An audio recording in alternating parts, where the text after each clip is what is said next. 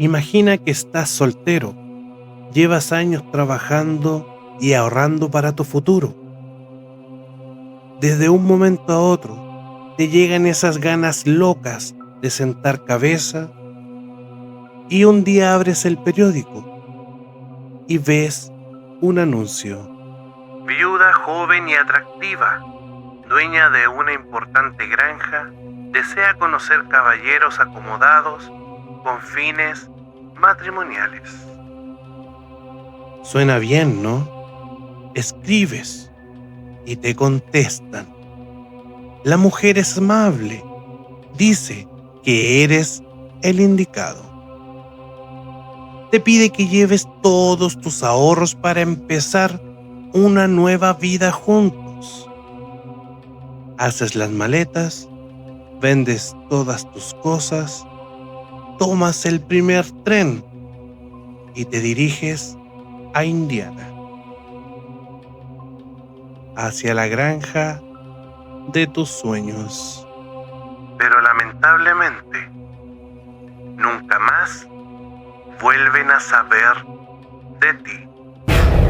No te podrá escapar.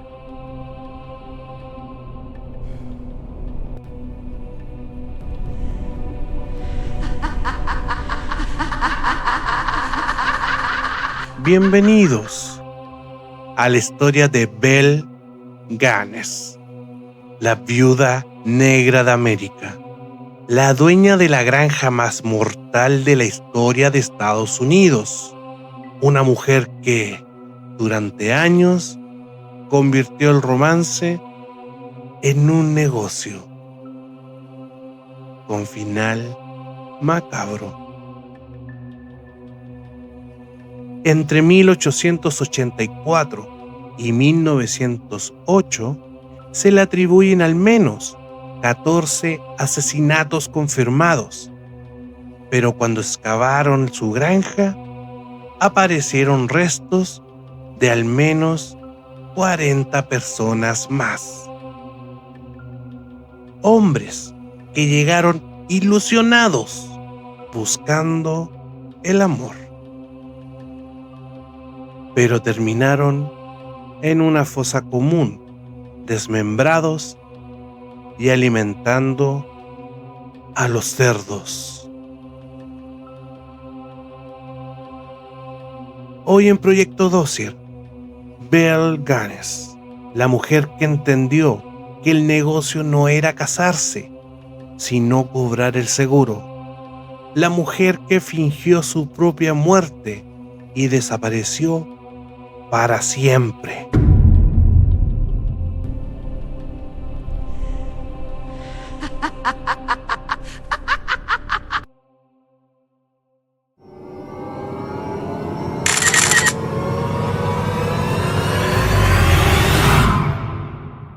Proyecto Dossier.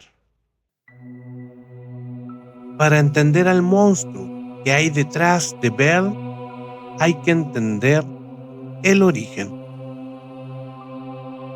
En 1859, en un pequeño pueblo de pescadores de Noruega llamado Selbu, nació una niña con un nombre impronunciable, Brynhild Poulsdottir.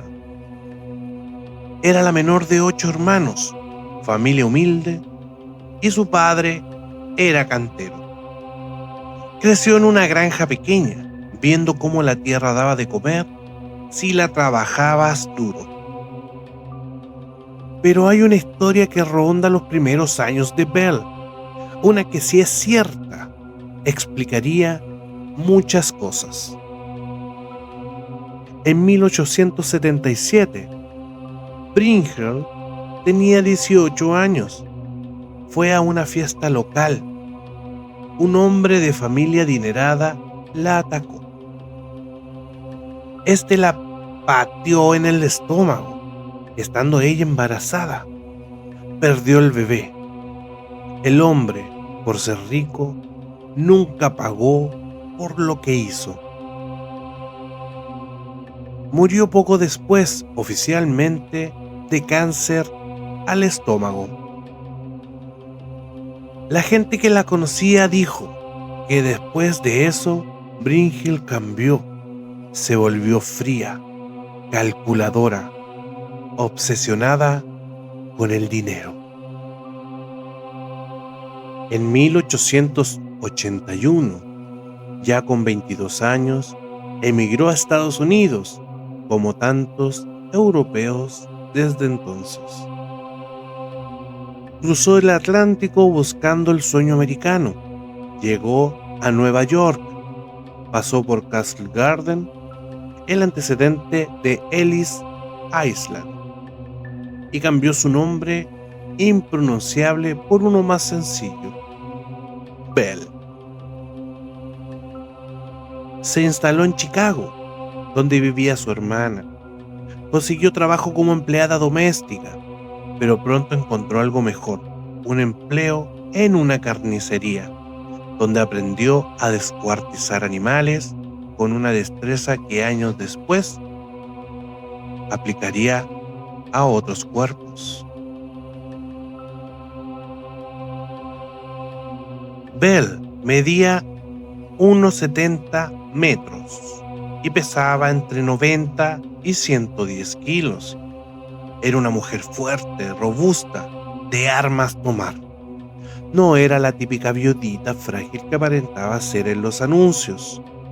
Y esa fuerza, combinada con su inteligencia, la convertirían en la asesina más prolífica que Indiana había visto jamás.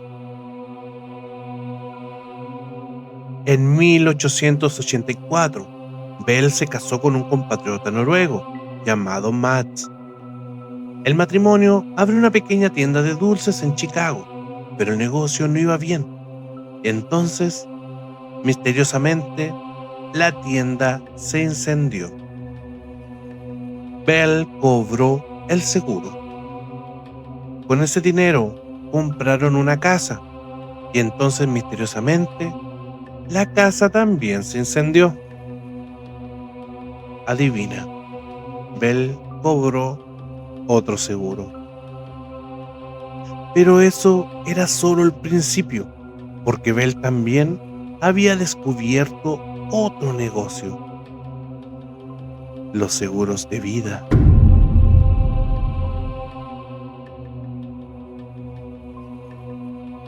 Dos de sus hijos, Caroline y Axel, murieron siendo pequeños, oficialmente de colitis aguda. Los síntomas: náuseas, fiebre, diarrea, dolores abdominales, síntomas muy parecidos a los de un envenenamiento. Belle había asegurado a los niños y cobró por cada muerte. Y luego llegó el golpe maestro.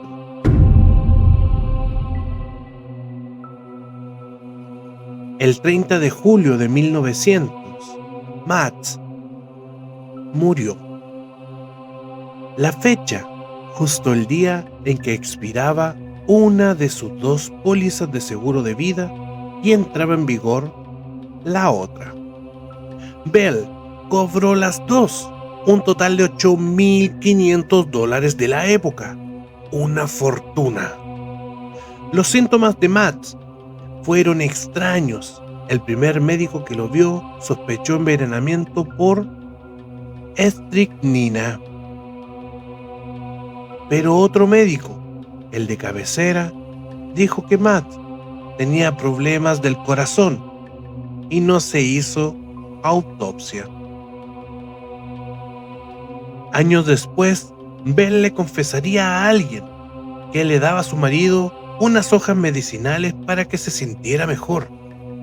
Hojas que probablemente contenían algo más que medicina. La familia de Mats la acusó. Hubo una investigación, pero Belle, con el dinero en el bolsillo, ya estaba pensando en su próximo movimiento. Belle compró una pensión en Chicago Pero lamentablemente, a las pocas semanas, la pensión se incendió. Bell, con el corazón roto, fue y cobró otro seguro. Después de ese, compró una pastelería. Adivinen, se volvió a incendiar. Pero aquí la aseguradora ya estaba harta, pues pagaron, pero dejaron en claro que la tenían vigilada. Bell entendió el mensaje y tenía que cambiar de estrategia, además de ciudad. Ya con los $8,500 de match en el bolsillo, Bell compró una granja en Laporte, en Indiana, a 80 kilómetros de Chicago. Se llevó a sus 3 hijos vivos, Myrtle, Lucy y una niña adoptada llamada Jenny. Allí, en ese pequeño pueblo rural, montaría su imperio del terror.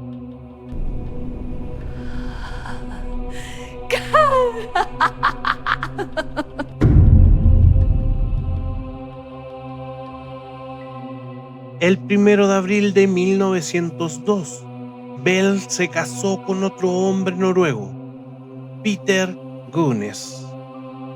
Parecía el hombre perfecto. Era viudo, tenía una hija pequeña y llegó a la granja con ganas de trabajar. Bell incluso decidió quedarse con su apellido, el mismo que pasaría a la historia. Pero la luna de miel duraría muy poco. Una semana después de la boda, la hija pequeña de Peter murió en la granja. Las circunstancias fueron extrañas y nunca la esclarecieron. 8 meses después, le tocó a Peter. Peter estaba en la cocina buscando algo en un estante alto. De repente una máquina picadora de carne se cayó y le aplastó el cráneo. Muerte instantánea. Ya. Una picadora de carne le cae en la cabeza de forma accidentada. Ya. El forense sospechó. Convocó un jurado, pero Bell tenía una respuesta para todo y nadie pudo probar nada. Cobró otros $3,000 del seguro de Peter. Y Bell ya era viuda 2 veces. Tenía una granja, 3 hijos y un negocio que empezaba a entender. Los hombres eran más rentables muertos que vivos. Aquí viene la parte donde Bell demuestra que no solo era fuerte, sino también inteligente. Dejó de depender de incendios y seguros. Se convirtió en su propia cazadora. Empezó a publicar anuncios en periódicos, ahí en Chicago, en el Medio Oeste, especialmente en periódicos escandinavos, porque ella prefería hombres de su tierra, gente sola, sin mucha atadura familiar. El anuncio decía algo así: viuda joven atractiva y dueña de importante granja, desea relacionarse con caballero acomodado y refinado con fines matrimoniales. Cuando los candidatos respondían, Bell les enviaba cartas. Y aquí viene lo escalofriante: las cartas existen, se conservan y en ellas Bell se muestra como la mujer perfecta. Le escribía cosas como: su respuesta a mi anuncio me llenó de alegría. Estoy segura de que usted es el hombre adecuado para mí. Estoy convencida de que sabrá hacer felices a mis queridos niños. Le describo mi situación financiera. Poseo 50 acres de tierra, cosecha de manzanas, ciruelas y cerezas. Todo está casi pagado. Pero luego venía el requisito. He decidido que cada candidato debe hacer un depósito en efectivo. Valgo un mínimo de $20,000. Si usted puede traer $5,000 para demostrar que se toma el asunto en serio, podremos hablar del futuro. $5,000 desde ese entonces es una fortuna. Y los hombres picaban, vendían sus tierras, sus negocios, sacaban todos sus ahorros, tomaban el tren a Porte, Illinois, con el dinero en el bolsillo y el corazón lleno de ilusiones. Ninguno volvió a escribir a sus familiares. Los nombres de los desaparecidos. Henry Urholz, granjero de Wisconsin, llegó a la granja y escribió a su familia diciendo que enviarían patatas para sembrar. Desapareció. Bell guardó su baúl y su abrigo de piel. También estaba John Moe, de Minnesota, corresponsal durante meses. Llegó con dinero en efectivo. Nunca más se supo de él. También en la lista estaba Ol B. Borsborg, Olaf Leikblom, Olaf Svenjerud, Josh Berry, y la lista sigue y sigue. Bell elegía bien a sus víctimas, hombres solitarios, sin familias cercanas, con dinero, hombres que no iban a ser reclamados, o al menos eso creía ella.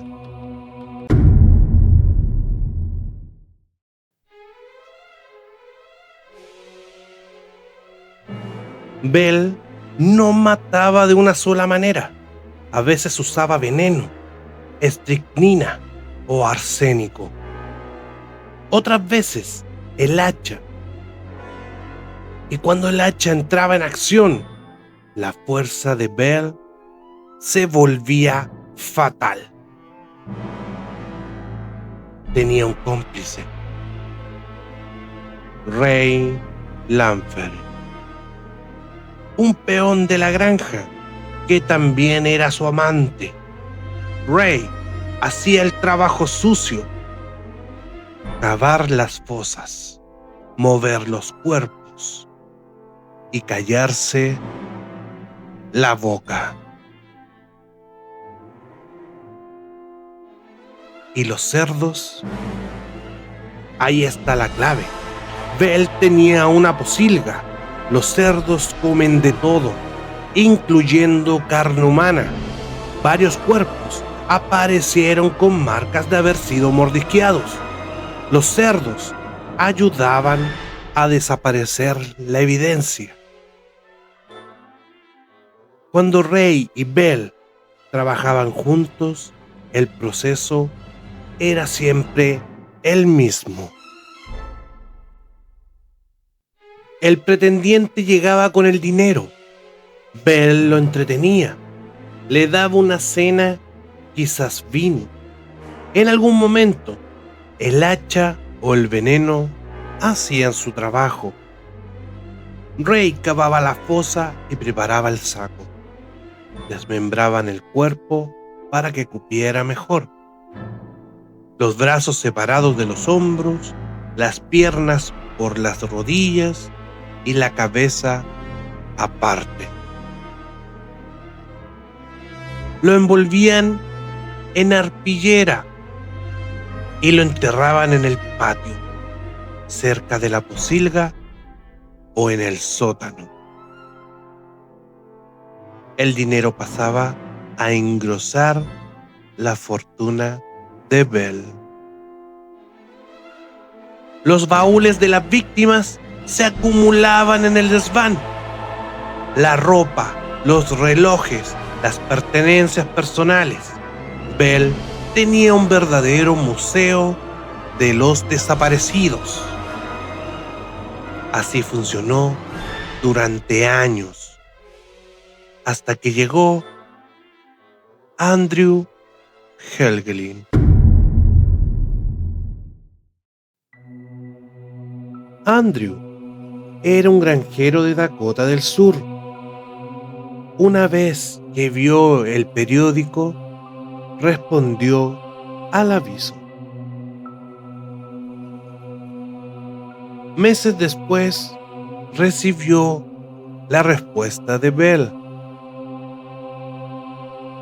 Andrew vendió sus tierras, juntó el dinero y en diciembre de 1907 se despidió de su hermano Asle Helgelin. Este le dijo que iba a Indiana a casarse con la mujer de sus sueños.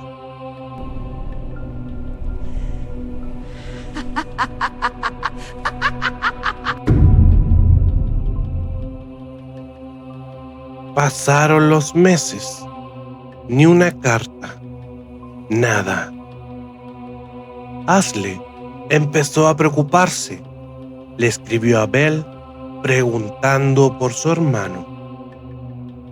Bell le respondió con evasivas. Se fue con unos comerciantes de caballos. No sé nada de él.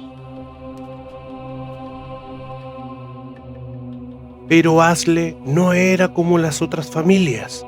Él era terco. No te creo nada. ¡Mentiras! Decidió viajar él mismo a Laporte a investigar. Llegó el 4 de mayo de 1908 y lo que encontró fue un pueblo conmocionado. 6 días antes, el día 28 de abril de 1908, la granja de Bell Gunness había ardido hasta los cimientos. Entre los escombros, los bomberos encontraron 4 cuerpos, 3 niños y una mujer decapitada. Los niños fueron identificados como Martin, Lucy y un niño llamado Philip. Los hijos de Bell, la mujer decapitada, según las primeras versiones, era la propia Bell. Pero Asle no se conformó con eso. Preguntó, insistió, buscó. Y alguien le habló de las depresiones blandas en el terreno. Unos huecos sospechosos. Asle convenció a las autoridades para que excavaran. Lo que encontraron superaba cualquier pesadilla. Las autoridades empezaron a cavar cerca de la pocilga. Encontraron un saco de arpillera. Dentro, 2 manos, 2 pies y una cabeza. Los restos de Andrew Helgelin, Asle los reconoció por las ropas. Las autoridades siguieron cavando. Aparecieron más sacos, más restos, todos desmembrados y todos de la misma manera. Brazos cortados por los hombros, piernas por la rodilla y la cabeza separada. El primer día encontraron 5 cuerpos. El segundo, 6 más. Luego dejaron de contar. En total, exhumaron al menos 14 cuerpos, aunque las estimaciones hablan de hasta 40 víctimas en total.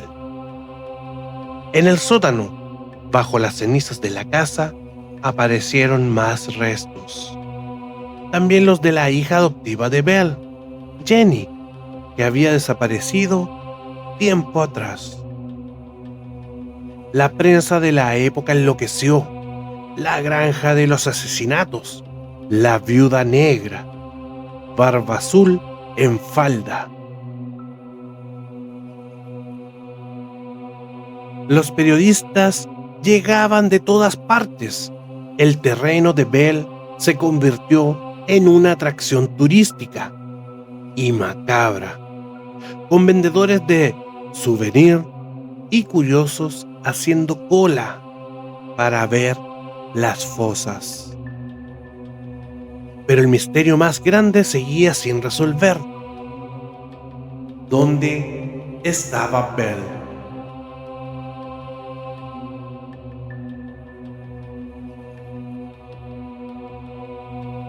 Las sospechas apuntaron rápidamente a Ray Lanfere, el empleado y amante de Belle.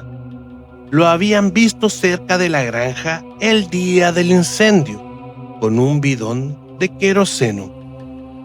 Lo arrestaron y lo juzgaron por incendio provocado y asesinato. Durante el juicio, salieron a la luz detalles fascinantes. El forense que examinó el cadáver decapitado testificó que la mujer era unos 5 centímetros más baja y 20 kilos más liviana que Belle. No podía ser ella. El dentista de Belle, sin embargo, identificó una prótesis dental encontrada en las cenizas como pertenecientes a Belle. El sheriff, basándose en eso, declaró oficialmente que Belle había muerto en el incendio. Pero entonces, ¿de quién era el cuerpo?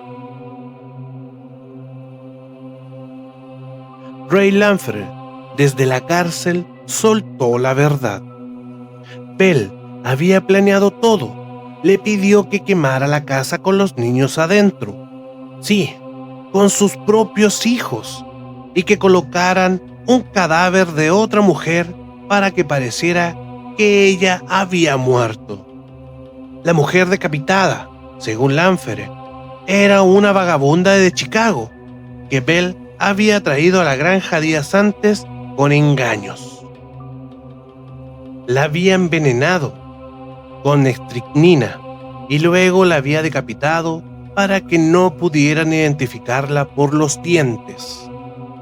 Antes del incendio, Belle retiró todo su dinero del banco y desapareció. Nunca la volvieron a ver. Ray Lanfere fue condenado por incendio, pero absuelto de asesinato. Pasó 21 años en prisión, murió en la cárcel, pero no sin antes insistir en que había sido el único hombre al que Belle realmente amó, porque nunca tuvo seguro de vida. Desde 1908 hasta hoy, la pregunta sigue abierta. ¿En realidad murió Belle en el incendio o escapó? Una teoría es que ella sí murió en el incendio.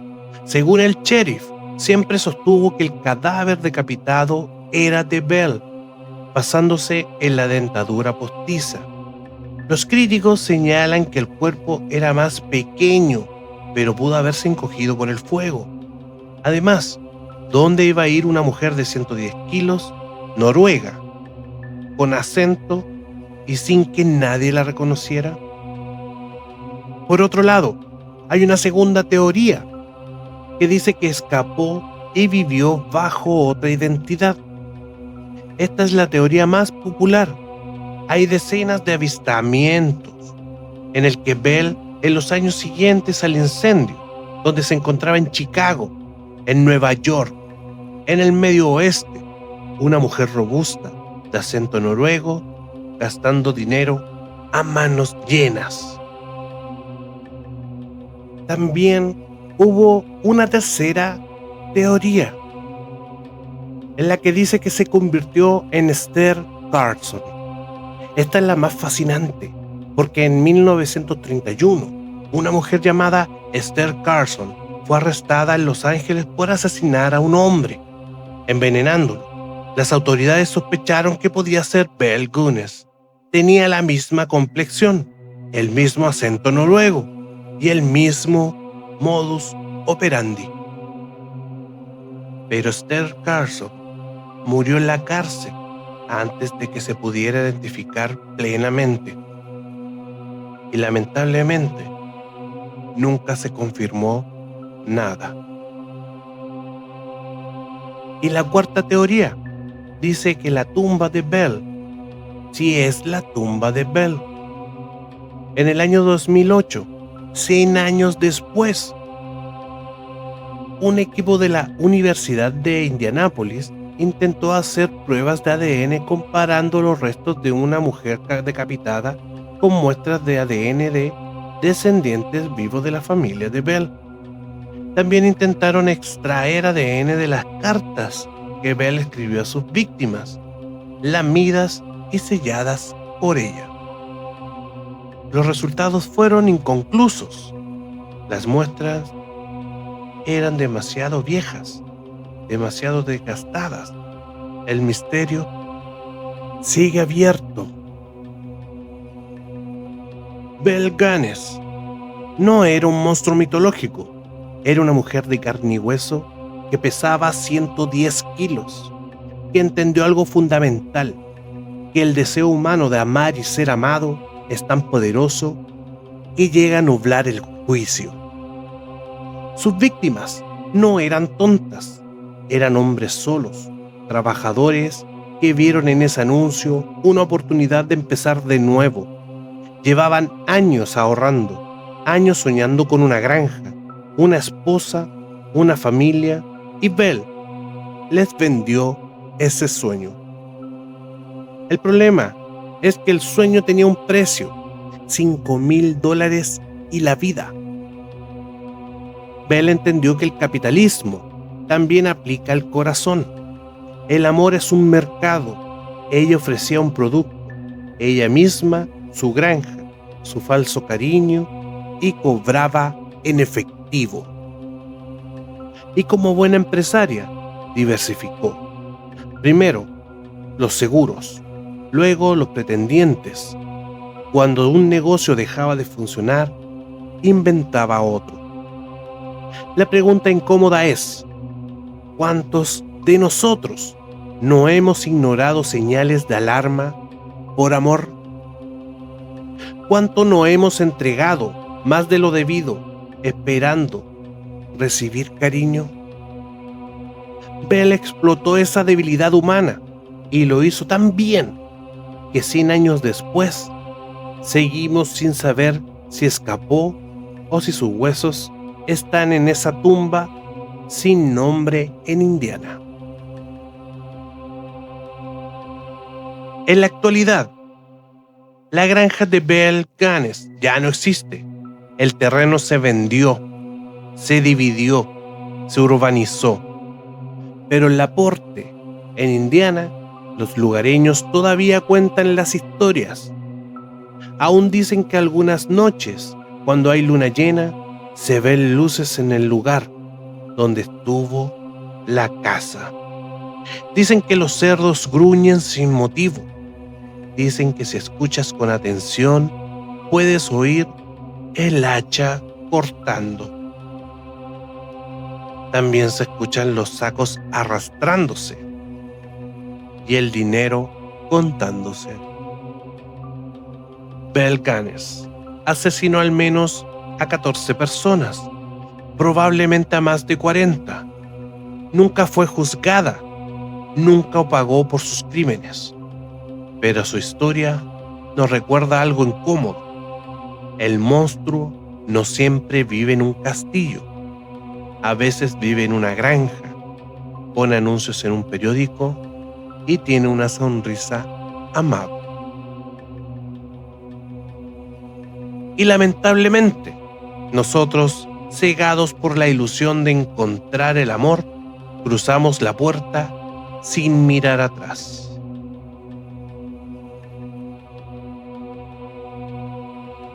La granja de los enamorados sigue recibiendo visitas, solo que ahora los visitantes son turistas y con cámaras. No son pretendientes con dinero. Pero la tierra sabe. La tierra nunca olvida. Si llegaste hasta aquí, quiero darte las gracias por escucharme. Espero que esta historia haya sido de tu agrado. Te pido por favor que actives la campanita, te suscribas y me des dedito arriba. Con eso me ayudarías mucho para seguir trayéndote este tipo de historias. También te invito a que me sigas en Spotify. Esto fue Proyecto Dócil. Nos escuchamos el próximo capítulo. No te podrá escapar.